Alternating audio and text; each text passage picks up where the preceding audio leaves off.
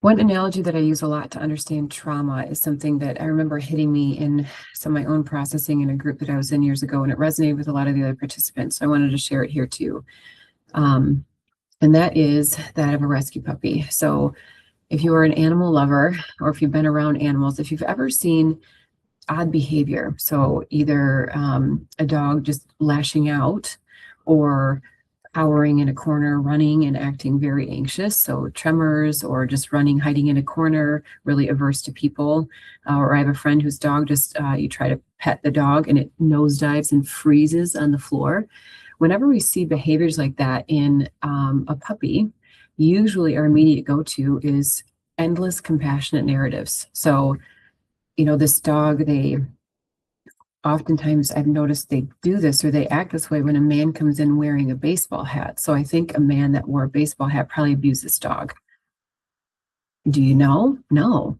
But you're assuming their body behaviors have a story behind it, and you immediately have compassion on it. But when we see people in a fight-flight response, the usual go-to response is judgment.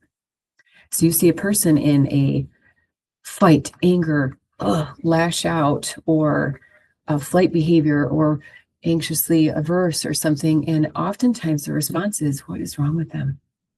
And it's immediate judgment, instead of recognizing their body is also showing a story and needs compassion. And how do you create safety as much as you can? They may or may not get on board with the safety you're trying to create by your relaxed body posture and compassionate stance towards them.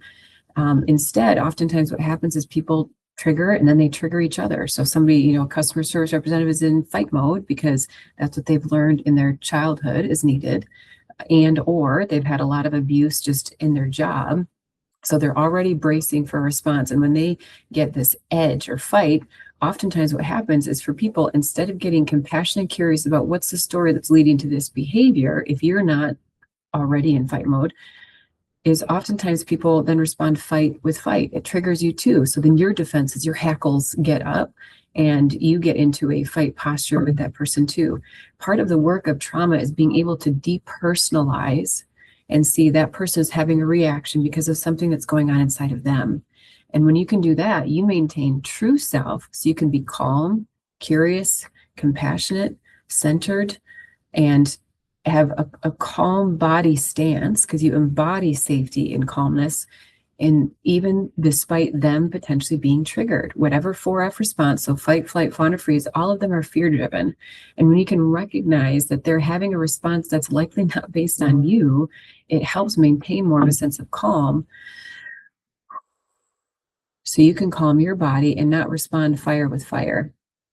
The hard part with a lot of the trauma reactions, though, is a lot of times people don't recognize it's just people showing the same thing that rescue puppies do. And if we could just see other people as having rescue puppy moments instead of respond with judgment, that would be a game changer. So I hope that's a helpful analogy for you, and to also have compassion on yourself. If you live a lot in fight, angry energy, there's a reason for it. Your body has likely had some paired associations and a nervous system coupling where people equal some sort of threat. And that comes from a lot of different things, even just having a parent who's chronically stressed out, or a parent who is often punishing of different behaviors. Instead of seeing it as a kid they need to train, they just get into punishment and bodily tension or disconnection from you, instead of giving you the connection that you need and the loving support to help work through something. So if you or someone else has fight, flight, fawn, or freeze behaviors, I hope you can start to see it as a rescue puppy and get compassionate with yourself and with others.